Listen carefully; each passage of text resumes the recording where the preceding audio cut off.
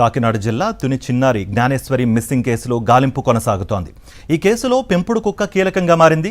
గత రాత్రి ఇంటికి వచ్చిన ఆ పెంపుడు కుక్కకు పోలీసులు జీపీఎస్ ట్రాకర్ అమర్చారు. కుక్క సాధారణ పరిస్థితికి వచ్చాక చిన్నారి ఆచూకీ కోసం మరింత విస్తృతంగా గాలింపు చేపట్టనున్నారు పోలీసులు.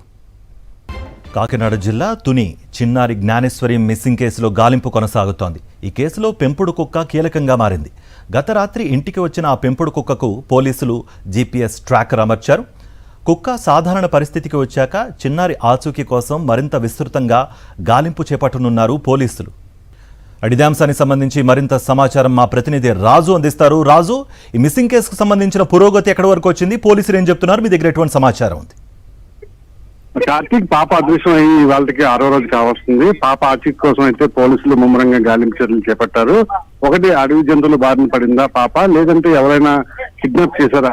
ఈ 2 కోణాల్లో కూడా పోలీసులు ముమ్మరంగా దర్యాప్తు చేస్తున్న పరిస్థితి అయితే ఉంది. అయితే తల్లిదండ్రులు కూడా పాపను ఎవరో కిడ్నాప్ చేస్తుంటారని చెప్పి వారు కూడా ఒక అంచనాకి అయితే రావడం జరిగింది. దయచేసి పాపను వదిలిపెట్టని చెప్పి ధైర్యంగా వేడుకుంటున్న పరిస్థితి కనిపిస్తుంది. ఎందుకంటే ఇక్కడ ఏదైతే పెంపుడు కుక్క ఉందో ఈ కేసుకు సంబంధించి కీలక క్లూగా మారింది.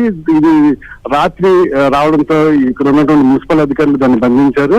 దాని నుంచి వెంట్రుకలు సేకరించి డాక్లు తీసుకోవడంతో ఆ కుక్క ఏదైతే పాప వెంట సంచరించిందో ఆ ప్రాంతాల్లో డాగ్ స్క్వాడ్ తోటి పోలీసులు జ్ఞానేశ్వరి కోసం ముమ్మరంగా గాలింపు చర్యలు చేపడుతున్నారు. అయితే ఈ సాయంత్రం లేదా రేపటికి ఈ కేసు కొలుక్కు వచ్చే అవకాశం ఉందని చెప్పి పోలీసులు భావిస్తున్న పరిస్థితి అయితే ఉంది. దాదాపు 12 టీములు ఈ పాప ఆచూకీ కోసం నిర్వహిస్తున్న పరిస్థితి అయితే ఉంది. అయితే 6 రోజులు పాప మిస్ అవడంతో తల్లిదండ్రులు ఆమె మీద వెంగబెట్టుకుని కన్నీరు మున్నీరుగా వెళ్ళిపోతున్న పరిస్థితి ఉంది. పాప ఎక్కడున్నా సరే క్షేమంగా తిరిగి రావాలని అది కుటుంబ సభ్యులతో పాటు గ్రామస్తులు కూడా కోరుకుంటున్న పరిస్థితి ఉంది.